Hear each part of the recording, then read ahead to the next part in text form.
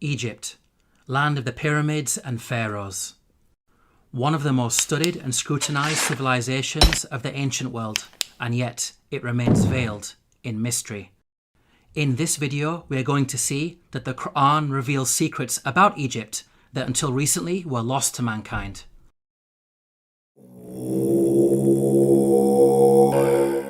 Pharaoh was a tyrant in Egypt, enslaving and persecuting the children of Israel.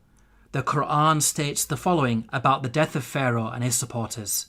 فما بكت عليهم السماء والأرض وما كانوا منظرين. Note the words, heaven and earth wept not for them. A recently unearthed pyramid text has granted us new insights into the meaning of this verse. The pyramid text reads, "The sky weeps for you, the earth weeps for you, when you ascend to heaven as a star." Here, the pyramid text praises Pharaoh, claiming that upon his death he will ascend through the sky and claim supremacy of the heavens by becoming a star. We can see that the Quran quotes the pyramid text directly in its rebuttal of Egyptian adulations of Pharaoh. What's amazing is that knowledge of the ancient Egyptian language of hieroglyphics was lost to mankind at the time the Quran was revealed. It wasn't until the discovery of an artifact known as the Rosetta Stone in the 18th century, over 1,000 years after the revelation of the Quran, that mankind has been able to fully decode the hieroglyphics.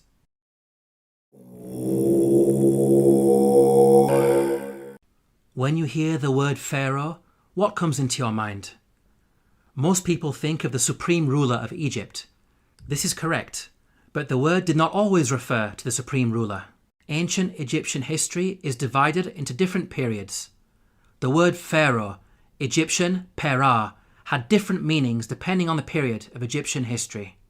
Historically, the word Pharaoh only started being used as a title for the supreme ruler much later in Egyptian history, during the New Kingdom period. Before this, the word meant great house and was used to refer to the royal palace.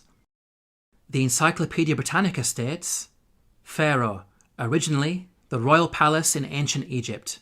The word came to be used for the Egyptian king under the New Kingdom. Let's now analyze the Quran's accounts about Egypt in light of these historical facts. Like the Bible, the Quran discusses the prophets Joseph and Moses, who both spent time in Egypt. Joseph is dated by scholars to either the Middle Kingdom or Second Intermediate period, well before Pharaoh meant ruler. In the story of Joseph, the Quran repeatedly uses the word king to refer to the ruler of Egypt. He is never once called Pharaoh. Moses is dated by scholars to the New Kingdom period. In the story of Moses, the Quran repeatedly calls the ruler Pharaoh. He is never called king. We can see that the Quran is accurate in its use of language when it comes to describing the leader of Egypt at different periods in its history. How could the author of the Quran have known this? The only source of information about ancient Egypt that would have been readily available are the Bible-based stories. To claim that the Quran copied from the Bible is problematic because the Bible uses the word Pharaoh to refer to the Egyptian ruler in the story of Joseph, which is historically inaccurate. The Quran cannot have copied from the Bible because the Quran corrects the Bible.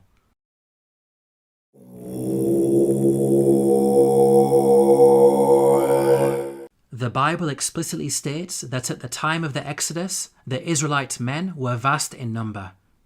The Israelites journeyed from Ramesses to Sukkoth. There were about 600,000 men on foot, besides women and children.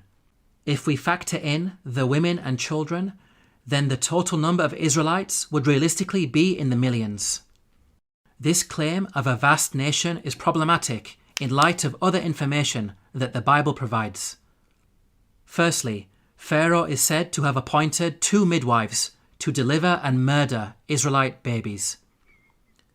The king of Egypt said to the Hebrew midwives, whose names were Shiphrah and Puah, "When you are helping the Hebrew women during childbirth on the delivery stool, if you see that the baby is a boy, kill him." 2 midwives would only be sufficient for such a task if the Israelites were small in number and giving birth to a manageable number of babies. 2 midwives would not be sufficient for a vast nation of millions. Secondly, the Bible tells us that after the Exodus, God informed Israel that they would not be granted the land of their enemies straight away. But I will not drive them out in a single year, because the land would become desolate and the wild animals too numerous for you. Little by little, I will drive them out before you, until you have increased enough to take possession of the land. Note the reason for the Israelites being denied immediate possession of the land.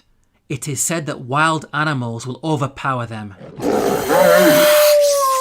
Such a statement only makes sense if the Israelites were small in number and not a vast nation of millions, as the Bible claims. By contrast, the Quran states that the Israelites were only a small band at the time of Moses. فأرسل فرعون في المدائن حاشرين إن هؤلاء لشرذمة قليلون. We can see that the Quran fixes the contradictions that are present in the biblical narrative.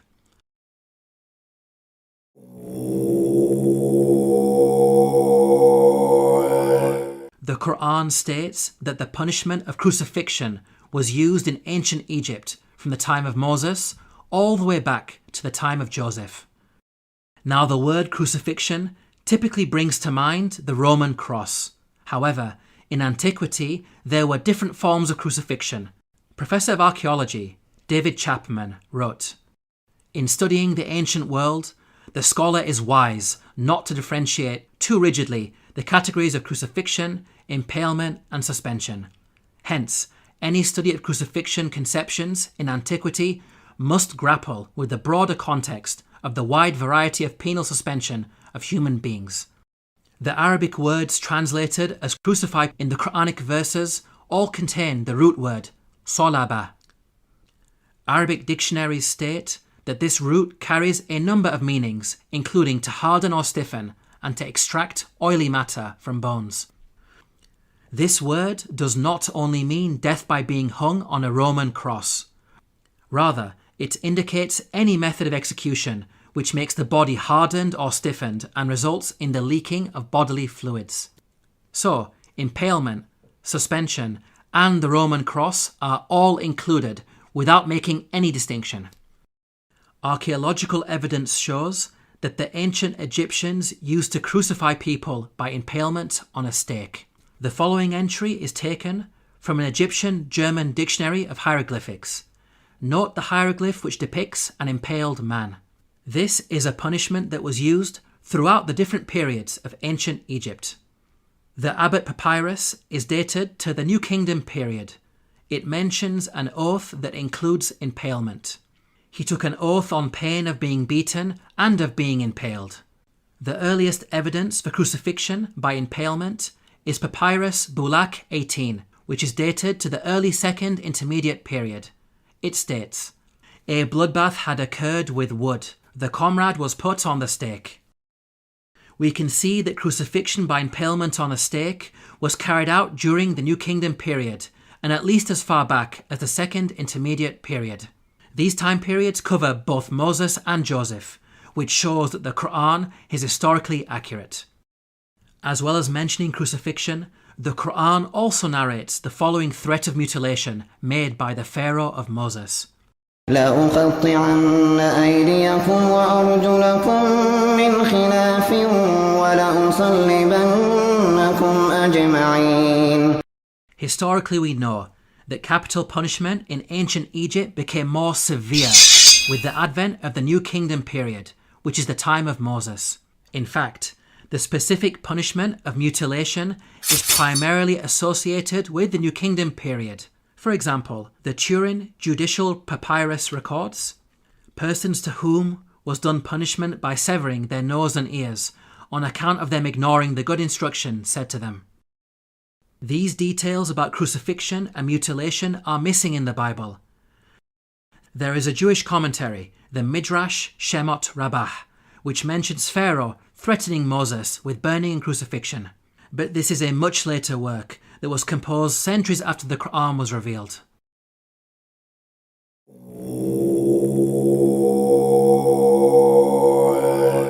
Neither the Bible nor Quran identifies the Pharaoh of Moses by name.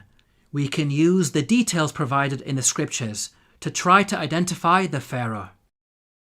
Both scriptures speak of the Israelites being taken into slavery before the birth of Moses. The use of Semites for slave labour occurred only during the New Kingdom period. So, we can place Moses somewhere in the New Kingdom period. This gives us a list of 33 possible pharaohs. Both scriptures also speak of an exodus of the Israelites out of Egypt. The Merneptah stele is an important artifact that contains the first explicit reference to Israel in the archaeological record. It is dated to around 1208 BCE. It discusses the land of Canaan and mentions the Israelites in relation to Canaan, indicating that the exodus had already taken place by this date. The artifact is contemporaneous to the pharaoh Merneptah. This means that the exodus had to take place before Merneptah, since Merneptah was alive and in power after the exodus and not drowned in the sea. This establishes an upper boundary in the timeline of the pharaohs. From the point of view of both the Bible and Quran, we are now left with 18 pharaohs as candidates who may have ruled during the time of Moses. Let's now delve deeper into the biblical narrative. The Bible claims that there were 2 different pharaohs who were in power. The first died while Moses was in hiding in Midian. When Pharaoh heard of this, he tried to kill Moses, but Moses fled from Pharaoh and went to live in Midian. During that long period, the king of Egypt died. The new Pharaoh continued his predecessor's persecution of the Israelites, and it was this second Pharaoh who was later drowned when Moses crossed the sea. The Bible gives us a timeline for these events. The burning bush encounter with God took place when Moses was 80 years old. So from his birth to the Exodus, there was a span of at least 80 years, during which 2 pharaohs ruled Egypt. Now, there is a big problem if we compare this biblical narrative to the timeline of the pharaohs. We've seen that the Bible claims exactly 2 pharaohs ruled during the 80-year period from the birth of Moses to the Exodus. If we consider the number of years that each of the pharaohs ruled, we can see that there is no 80-year period during which only 2 pharaohs ruled. Any given 80-year period will give you at least 3 pharaohs in power. We can see that the biblical narrative contradicts the historical evidence. Let's now compare the Quranic narrative. Unlike the Bible, the Quran depicts a single pharaoh reigning from the birth of Moses all the way up to the Exodus. The Quran informs us that Moses fled to Midian when he reached the age of maturity. The Quran defines the age of maturity as 40 years old. The Quran also informs us that during his time in Midian, Moses spent 8 to 10 years in the service of his father-in-law before returning to Egypt to face Pharaoh. This means that Moses was at least 48 years of age when the Exodus happened. The only Pharaoh during the New Kingdom period who had such a lengthy reign as an absolute ruler was Ramesses II, who ruled for 66 years. The Quranic account is perfectly in line with the historical evidence and fixes the chronological issues that are present in the biblical narrative.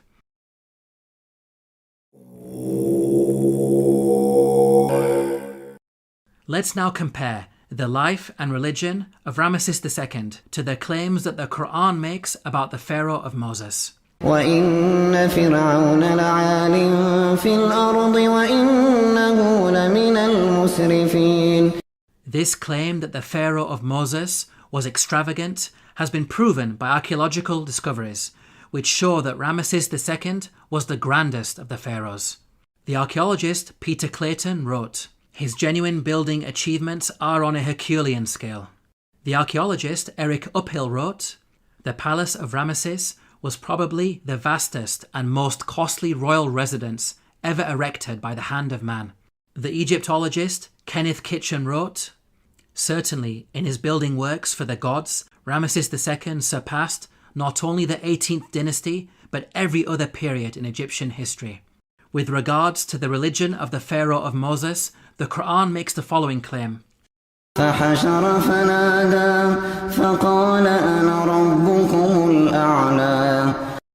The Quran states that the Pharaoh of Moses was arrogant, exalting himself to the position of God.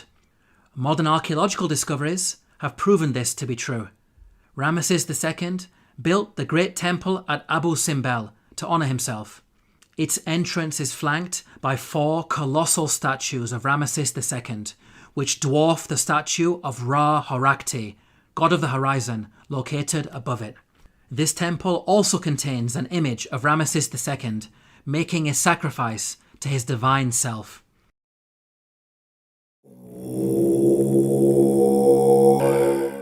The Quran makes the following claim about the Pharaoh of Moses, who God drowned in the sea. فاليوم ننجيك ببدنك لتكون لمن خلفك آية.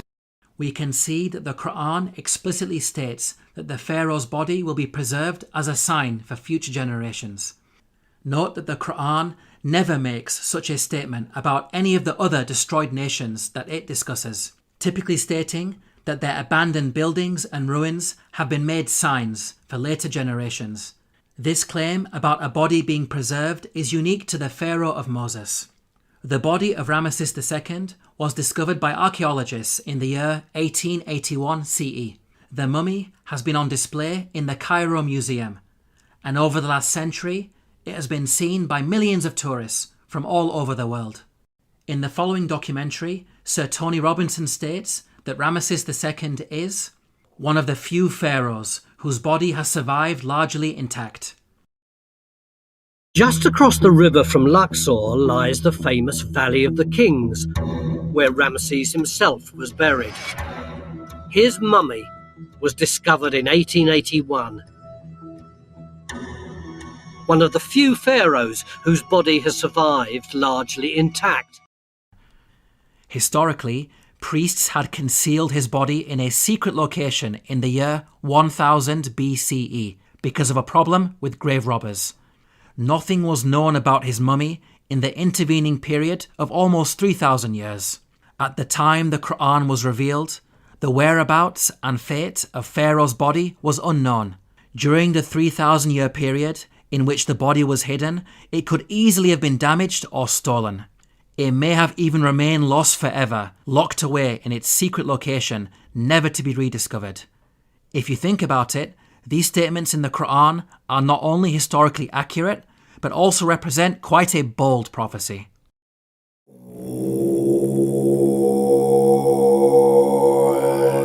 The Bible informs us about a series of plagues that God brought upon Egypt. The book of Exodus informs us that the first 6 of these plagues are as follows. First, the Nile was turned into blood. Second, masses of frogs. Third, swarms of mosquitoes. Fourth, swarms of flies. Fifth, the death of livestock. Sixth, boils on people and animals. Now at first glance, this series of plagues in the biblical narrative may seem random and unrelated. However, the Quran sheds light on these events. The Quran states the following about the divine punishments against Egypt. فأرسلنا عليهم الطوفان والجراد والقمل والضفادع والدم آيات مفصلات فاستكبروا. Notice the first punishment mentioned by the Quran, a flood. This is an important detail that is not found in the Bible. This punishment of a flood actually explains the 6 seemingly random and unrelated plagues in the biblical narrative.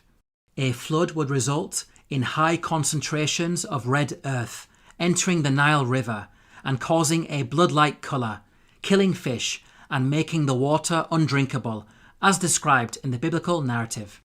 This phenomenon is attested to historically, as recorded by a Middle Kingdom Egyptian sage.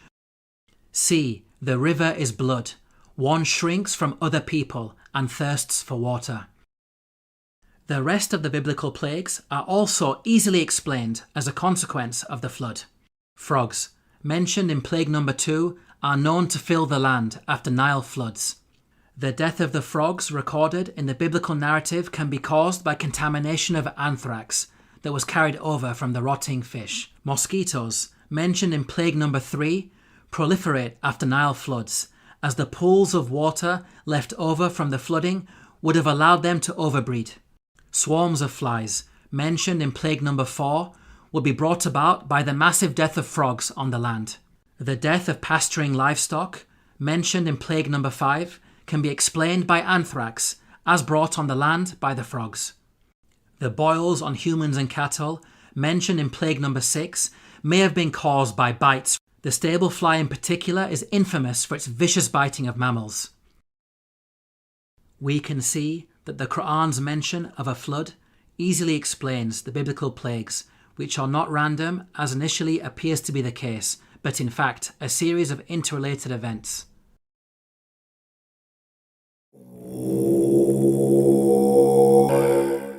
The Quran mentions the following incident about Joseph while he was in Egypt. وشروه بثمن بخس دراهم معدودة وكانوا فيه من الزاهدين. Here the Quran states that Joseph was sold for a paltry price. The Arabic phrase used is darahima ma'dudatin, which contains the words dirham and ma'dud. Dirham means a unit of silver coinage or weight. Ma'dud means countable or limited in number.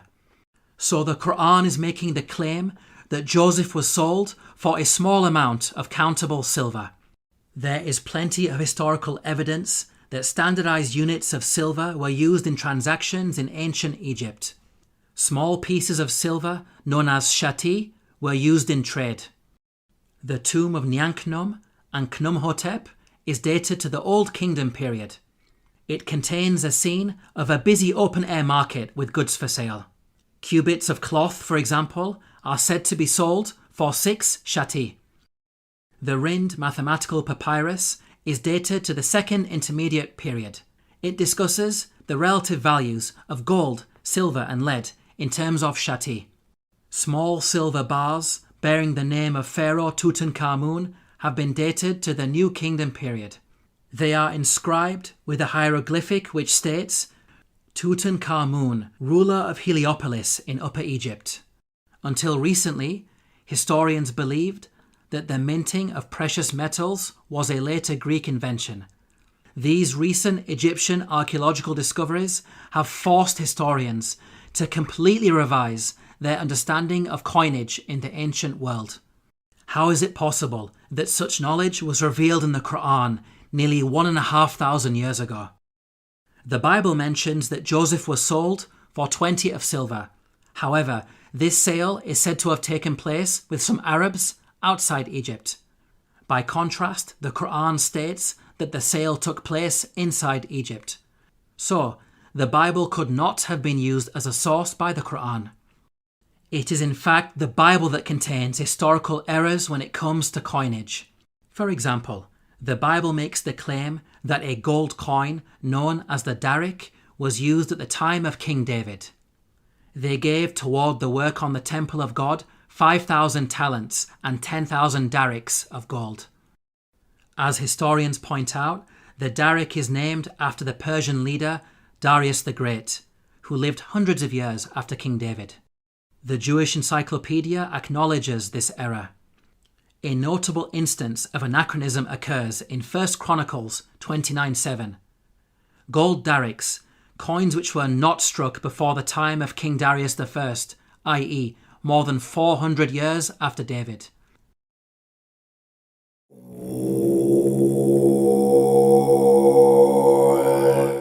The Quran narrates the following conversation between the Pharaoh of Moses and an individual referred to as Haman. وقال فرعون يا هامان ابن لي صرحا لعلي أبلغ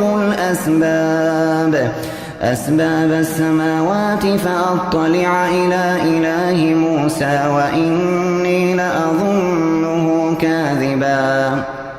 Here Pharaoh commanded Haman to build a tower that would allow him to reach the heavens. It's important to understand that Pharaoh's intention was not to literally scale a tower to reach the sky. Rather, it's a reference to the Egyptian belief that after death, the Pharaoh would ascend from earth to heaven, taking his place among the gods.